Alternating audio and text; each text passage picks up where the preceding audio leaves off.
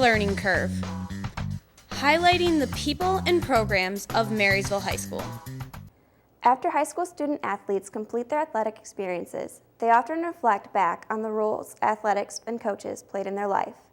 Besides the touchdowns, the championships, and the trophies, things that stand out the most are their teammates, the commitment to excellence, and dedication that was instilled by their coaches.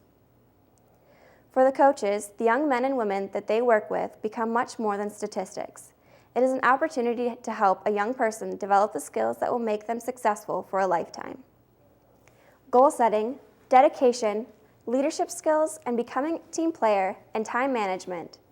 Every season is an opportunity for high school coaches to develop skills in a new set of athletes. Several Marysville High School varsity coaches tell us what sports they coach and how many years they have been coaching. Currently, I'm the varsity boys basketball coach. This is my 5th year, 13th year overall coaching boys basketball, with the first 8 being freshmen and JV. I coach football. I've coached football for the last 15 years, volleyball for 3 years, and baseball on and off for 5 seasons. I currently coach both varsity hockey and varsity golf. Varsity hockey, been the coach for 9 years. Golf has been 5 years.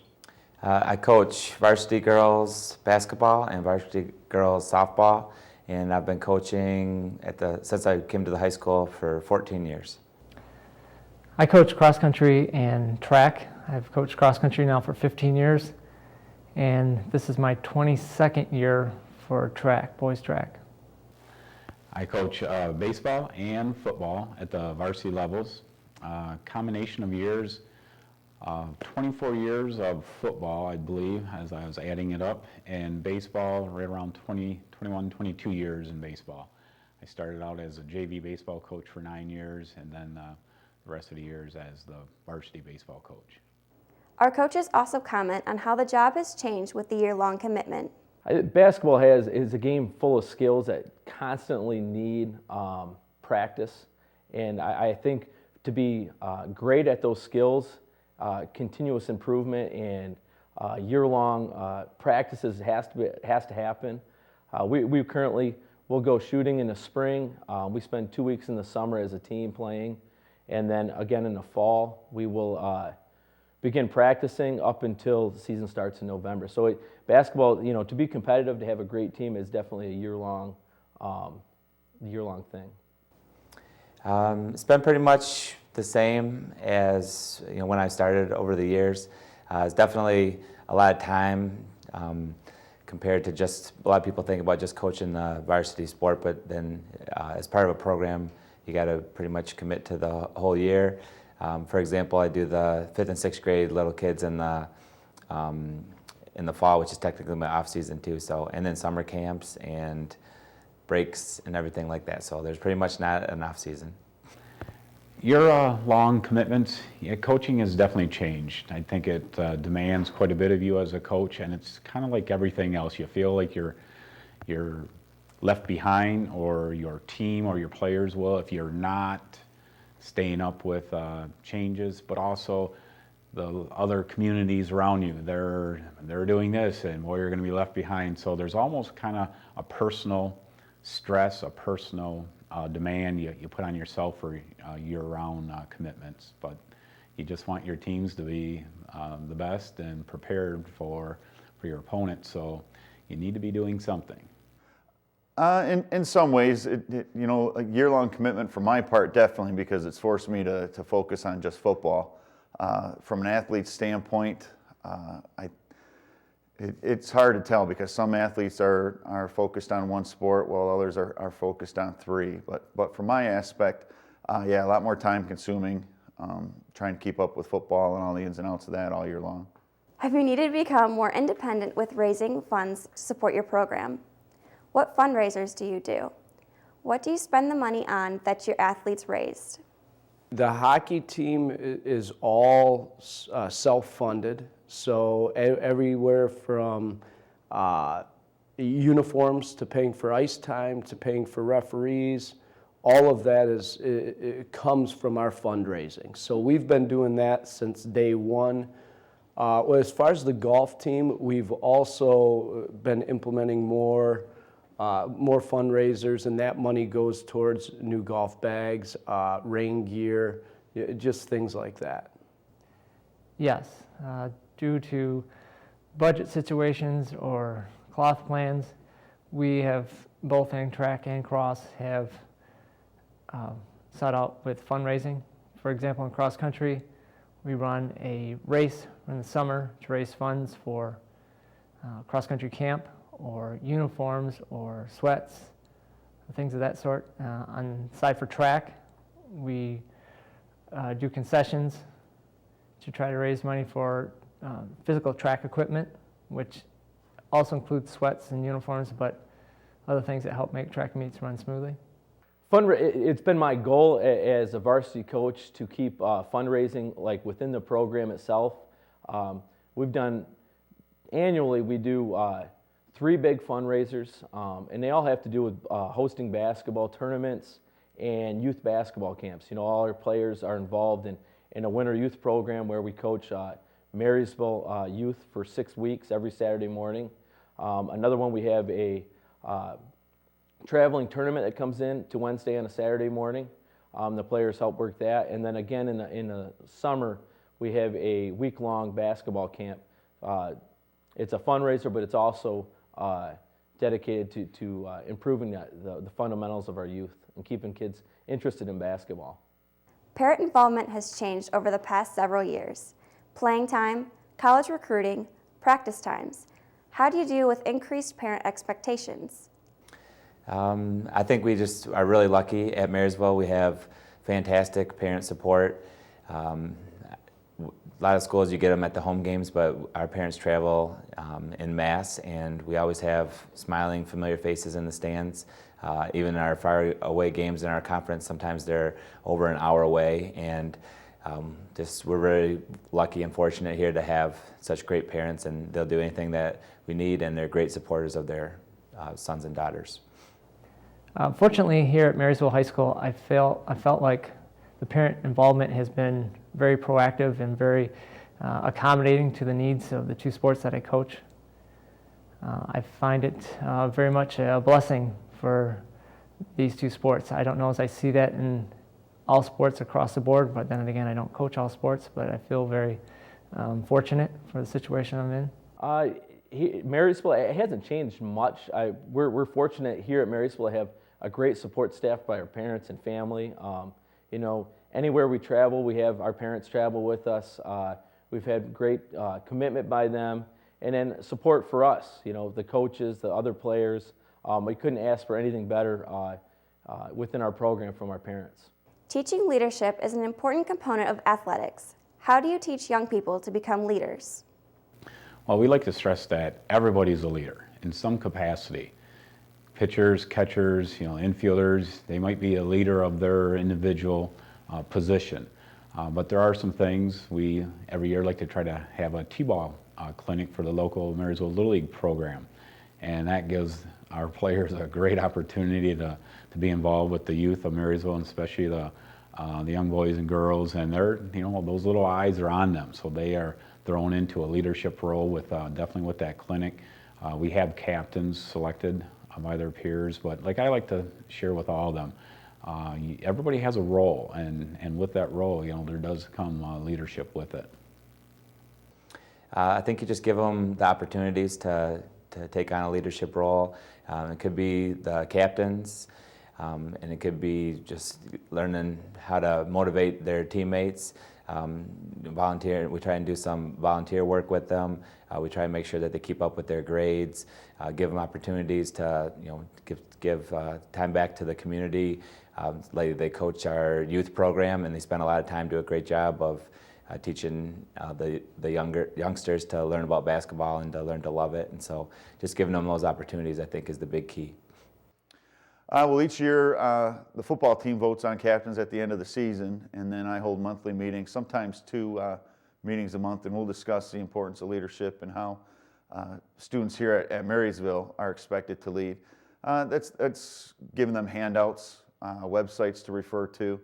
There's a leadership clinic that most of our captains attend, and then it's just, you know, referring back to past examples with captains that we've already had, and just kind of showing them how they've led and teaching them what they do best and giving them suggestions on what they can do.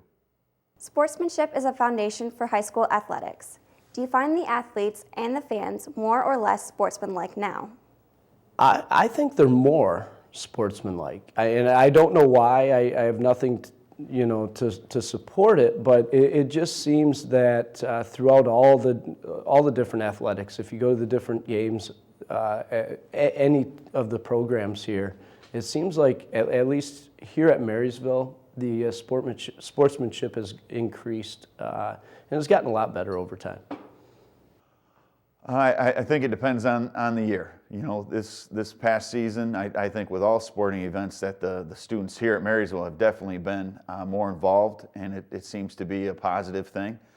In other seasons, you'll travel to schools where there's a negative tone, but again, it all depends on the teams you play, the schools that you go to.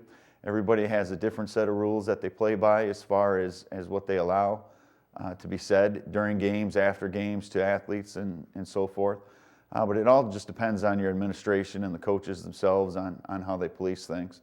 But I think here at Marysville, we've done a pretty good job of creating that positive culture where it's never been an issue here.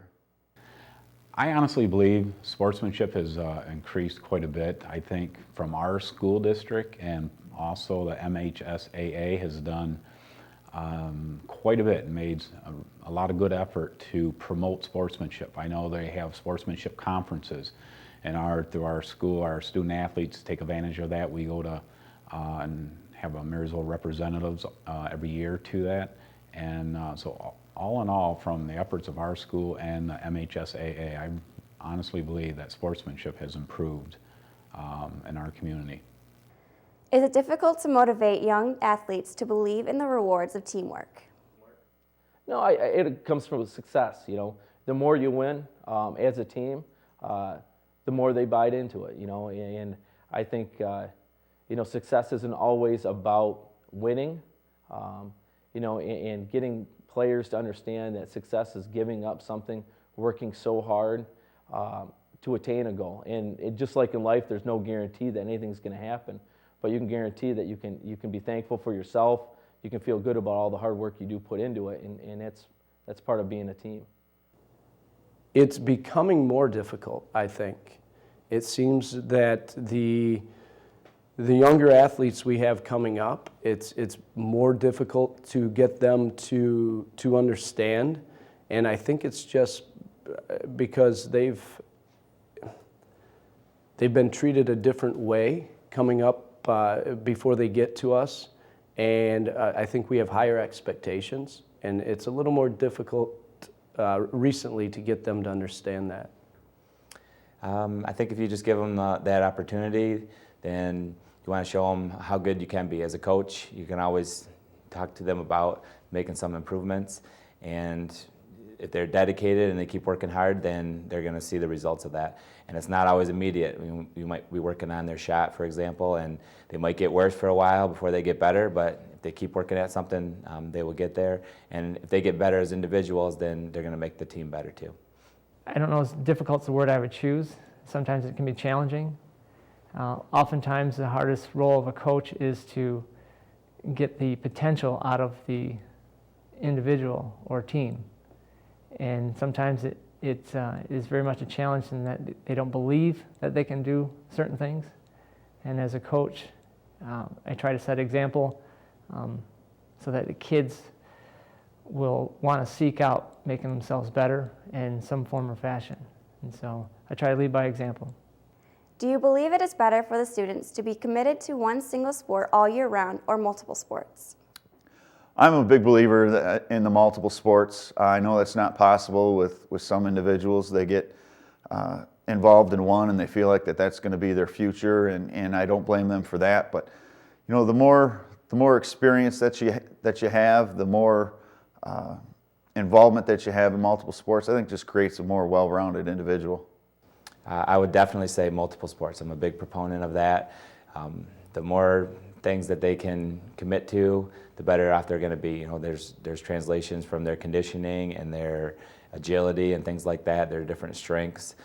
Anytime you get a chance to be part of a team, I think you should take advantage of that. And sometimes if they just stick to one sport, they only get one team, but they're missing out on a lot of opportunities and a lot of other people and coaches and role models that they could have a chance to work with. And so a lot of college coaches are real big sticklers on people that do multiple sports too, and that just have not specialized since they were little kids.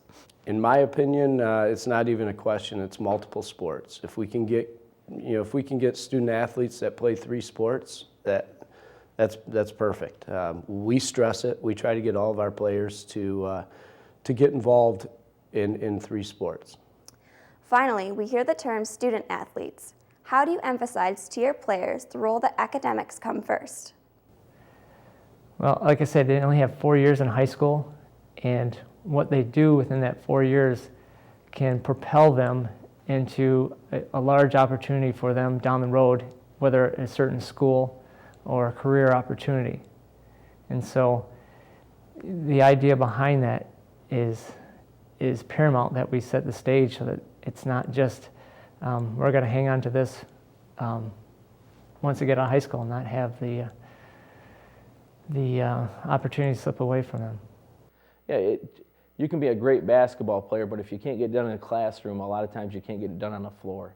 And they know firsthand that school comes first, their teachers come first, they have to get it done in the classroom, and that's just the way it is. We don't accept anything less from our basketball players.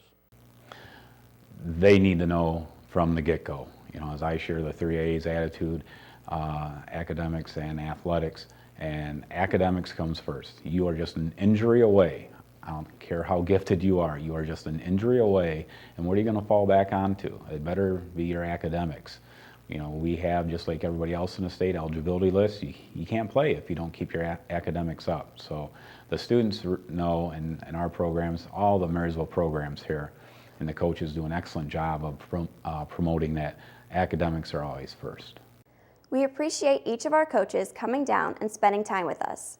We are thankful for all your hard work, dedication, and commitment to the success of our Marysville student athletes. For M6, your hometown station, I'm Kylie Tenniswood. The Learning Curve, highlighting the people and programs of Marysville High School.